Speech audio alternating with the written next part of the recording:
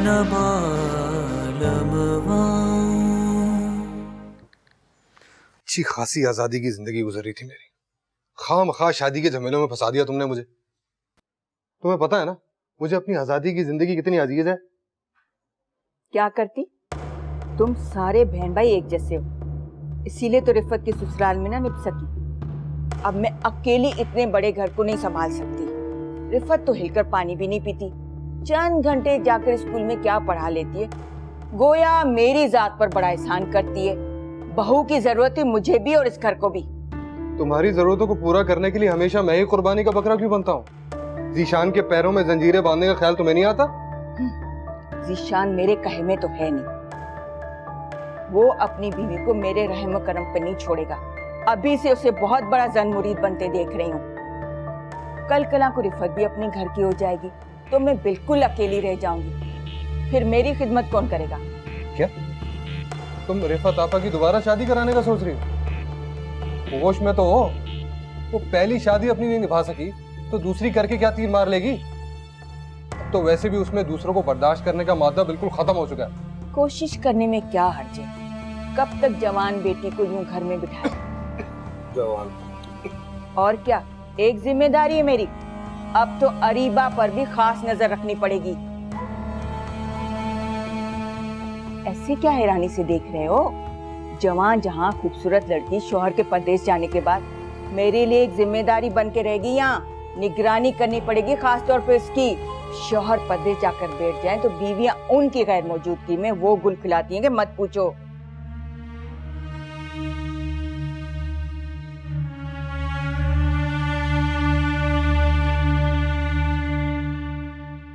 Please रोएं तो मत, सब ठीक हो जाएगा।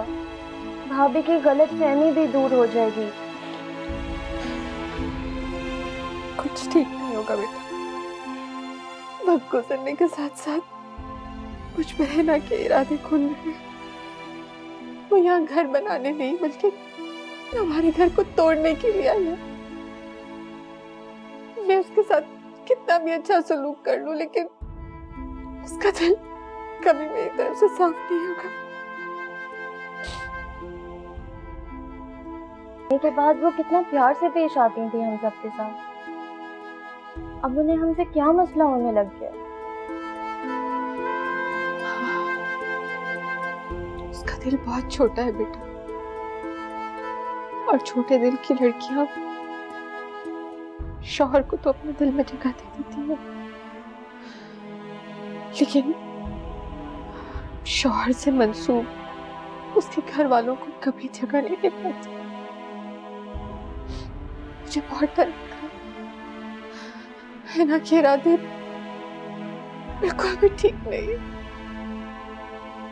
क्या कर लेंगी वो? हमें साथ नहीं रखना चाहती तो अलग हो जाएं भाईजान को लेके बेशक। अम्मी, हम दोनों माँ बेटी घर में सुकून से रह लेंगे। अब आप टेंशन मत लें।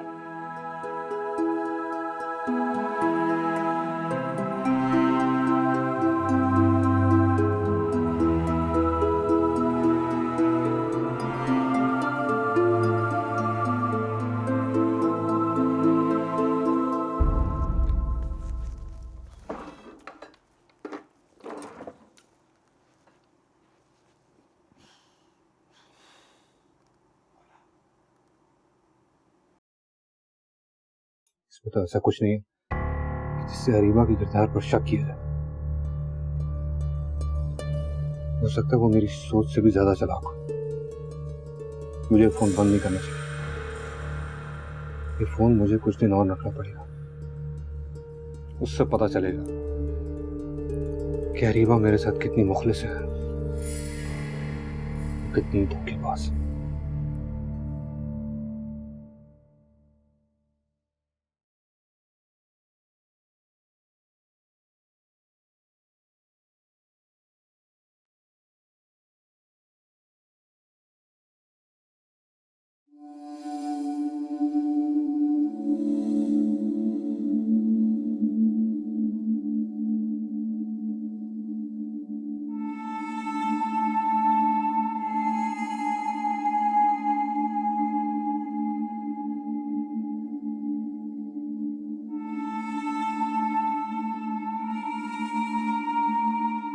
इसमें तो ऐसा कुछ भी नहीं मिला जिससे साबित हो कि नुमान की जिंदगी में कोई और है।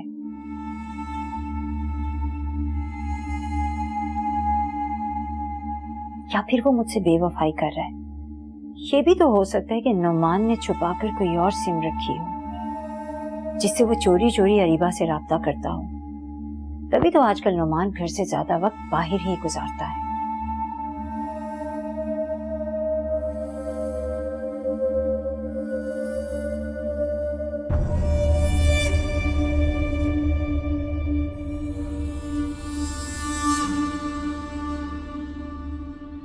क्या करूं मैं, समझ में नहीं आ रहा।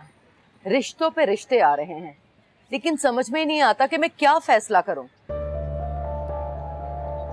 फैजान साहब तो फोन पर फोन कर रहे हैं और कह रहे हैं कि अगर तुम मुझे ना मिली तो वो कुछ खाकर मर जाएंगे। नहीं, मैं क्यों करूं उससे शादी? उससे हाँ कहने का तो सवाल ही पैदा नहीं होता।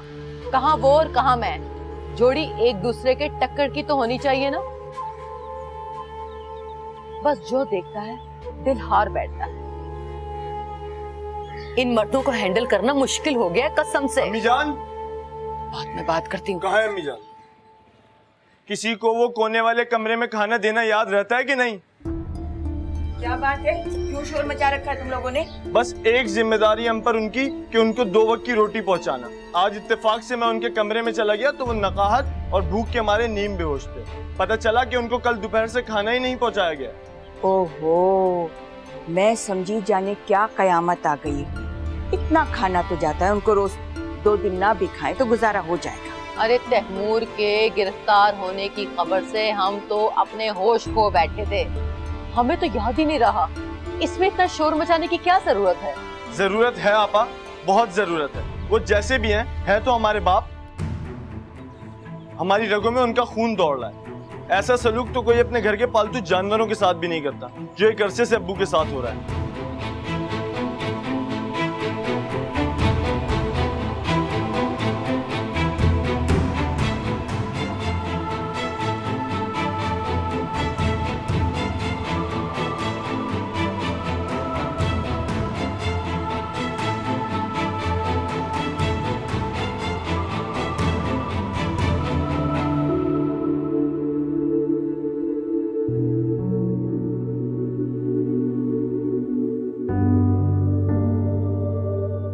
वो जैसे भी हैं, है तो हमारे बाप।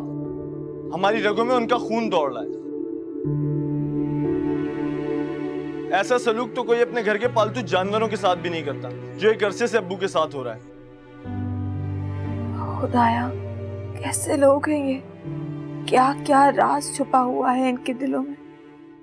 रोज नया इंकशाफ होता है और रोज नया धचका पहुंचता है। ना यहाँ कोई किसी को बेटी समझता है, ना बीवी, ना माँ और ना ही बाप।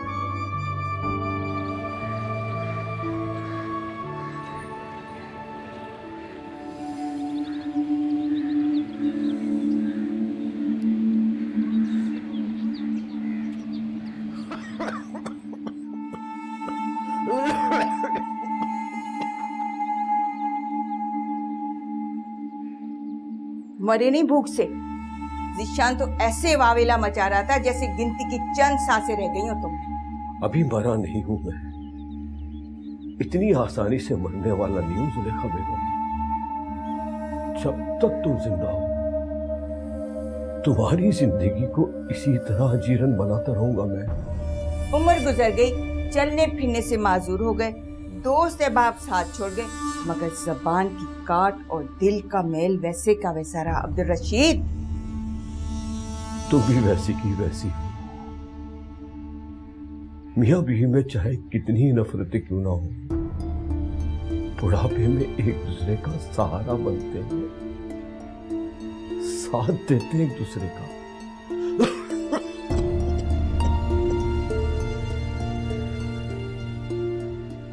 तुम बिल्कुल नहीं बदलोगे। जो सलूक जवानी में मेरे साथ किया करती थी वही सलूक आज भी कर रही हूं। हालांकि उस वक्त तो हालात इतने बुरे नहीं थे।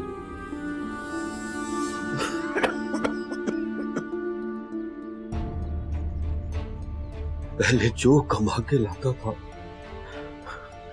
तुम्हारे हाथ में रख देता था, अब नाकारा हो गया हो तो फाजिल जंग आलूद पुर्जे की तरह घर के कोने में फेंक दिया गया है। शुक्र कर ना शुक्र इंसान जो तुझे इस हालत में रखा हुआ है। दवा दारू खाना पीना सब मिल रहा है, और क्या चाहिए तुझे? हाँ ठीक कहती हो तुम, सब कुछ जो मिल रहा है।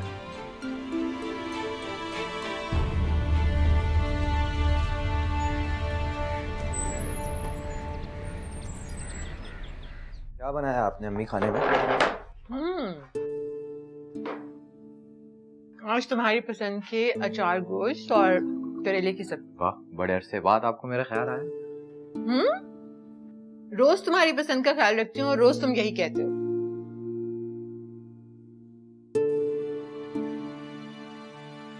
सना, जाओ भाभी को बुला के लाओ बेटा, कितनी देर हो गई है। अम्मी भाई को भेज दें, मुझे तो ऐसी डांट देती है। हाँ है ना बेटा। खाने में क्या है? अचार गोश्त और करेले बने हैं। दोनों ही नापसंद है मुझे।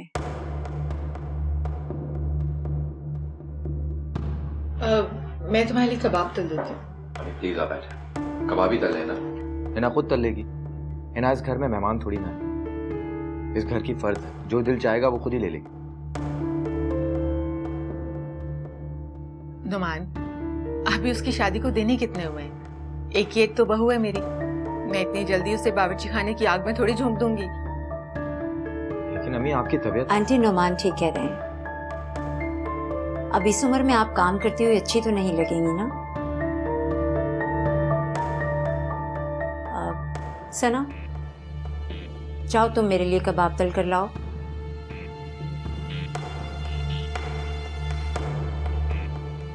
ऐसे क्या देख रही हो?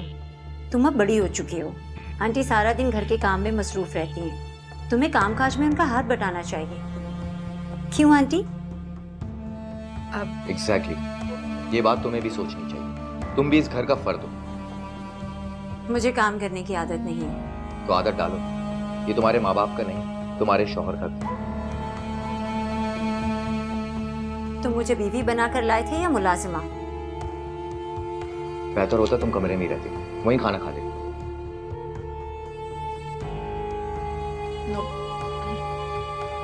है ना, तुम इसकी बातों का बुरा मत मनाया करो। आजकल कुछ परेशान है ये, ठीक हो जाएगा। तुम खाना लो, जाओ बेटा कबाब तक।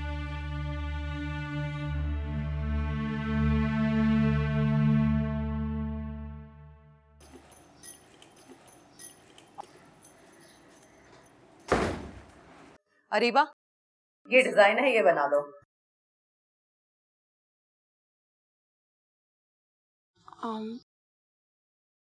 ये डिजाइन? क्यों, क्या हुआ ऐसे? नहीं हुआ तो कुछ नहीं है, अच्छा डिजाइन है, लेकिन आपा वो आपकी हाइट और एज के हिसाब से आप पर सूट नहीं करेगा। ये मैं अपने हिसाब से बना दूं, यकीन कीजिए बहुत अच्छा बनेगा, सोबर सा। क्या कहना चाहती हो तुम? और ये तुमने एज का ताना किसको दिया है? तुम मुझे ये जताना चाहती हो कि मैं बूढ़ी हो गई हूँ और तुम्हें अपनी जवानी पर बहुत नाज है। गलत फहमी है तुम्हारी, जलती हो तुम मुझसे, मेरी खूबसूरती से और मेरी शख्सियत से,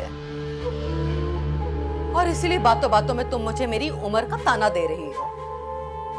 आपा खबरदार, खबरदार, जो मुझे आइंदा आपा कहा तुमने। लेकिन मैं तो आपको हमेशा से ही आपा कहती रही हूँ। आज के बाद से तुम मुझे आपा नहीं कहोगी, समझी? अभी जब तुमने मुझे आपा कहा, मुझे ऐसा लगा कि तुमने मेरा मजाक उड़ाया है। और अभी मैं जवान हूँ और तुमसे, हाँ, तुमसे तो मैं कहीं ज्यादा खूबसूरत हूँ, और यही बात तुमसे बर्दाश्त नहीं हो रही, जानती हूँ मैं। इसलिए तुम मुझे ये डिजाइन बनाकर नहीं देना चाहती, ताकि इसे पहनकर मैं लोगों की तारीफें समेटूं। और तुम जानती हो कि अगर ये डिजाइन सिल गया और मैंने इसको पहन लिया, किसी की नजर मुझसे हटेगी नहीं। सारी तकलीफ तुम्हें इसी बात की है, जानती हूं मैं। नहीं आप ये डिजाइन तो बहुत अच्छा है। मैं ऐसे ही आपको सी देती हूँ। ये आप पर बहुत अच्छा लगेगा, बहुत अच्छा डिजाइन है। आप बिल्कुल ठीक कह रही हैं। मैं जानती हूँ कि मैं कभी गलत हो ही नहीं सकती।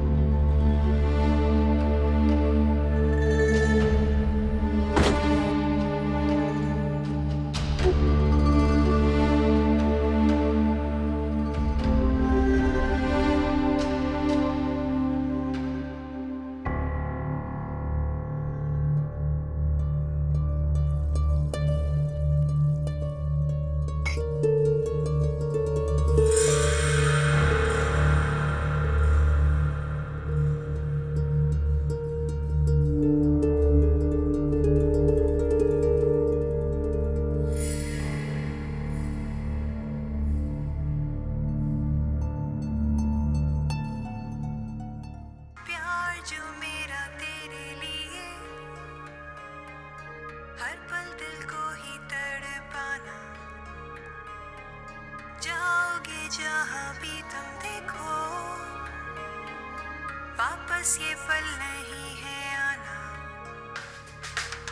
कैसी कहानी है ये, कैसा है साना, कोई समझा ना कोई जाना,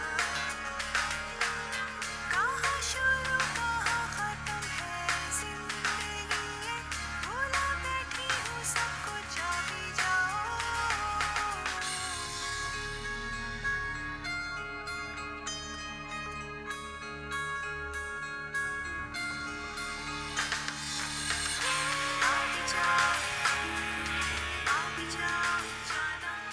मैं तुम्हें छोड़ूंगी नहीं ज़मानी।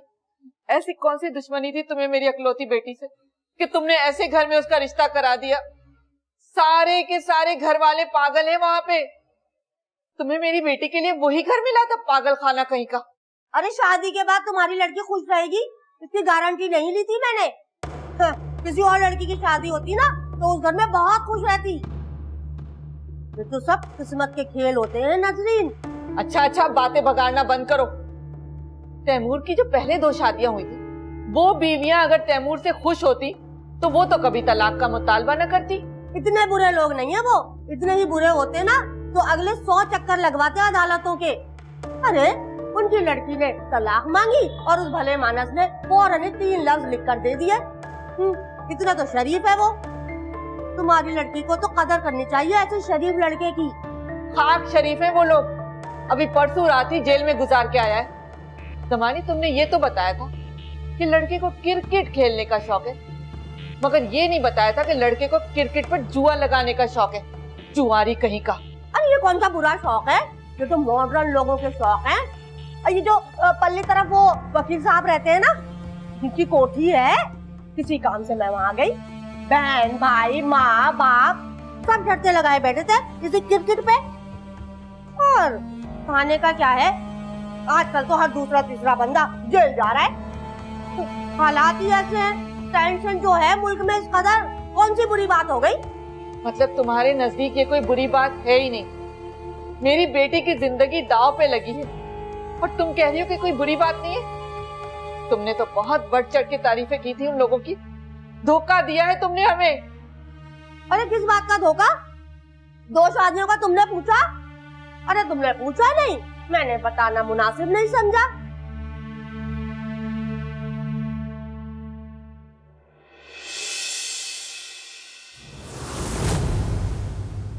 आए न मालूम नमान, मैं आइंदा आपको कभी भी तंग नहीं करूंगी, कभी आपसे लड़ाई नहीं करूंगी, कभी शक नहीं करूंगी। प्लीज मुझे एक मौका तो देकर देखें। ये क्या, नई नवेली दुल्हन में कोई जेवर नहीं पहना हुआ, न गले में हार, न कानों में बालियां, न हाथों में कंगन। कुछ तो पहन के आती, कहाँ गया सारा जेवर?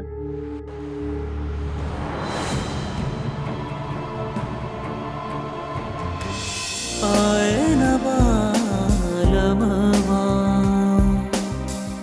जब से पिया पर देश गयो रे,